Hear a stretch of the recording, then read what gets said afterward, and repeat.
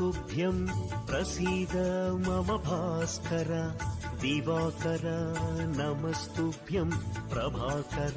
नमोऽस्तु ते सप्ताश्वरथमारूढं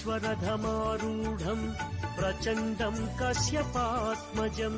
श्वेतपद्मधरं देवं तं सूर्यं प्रणमाम्यहम् आदिदेव नमस्तुभ्यं प्रसीद मम भास्कर दिवाकर नमस्तुभ्यं प्रभाकर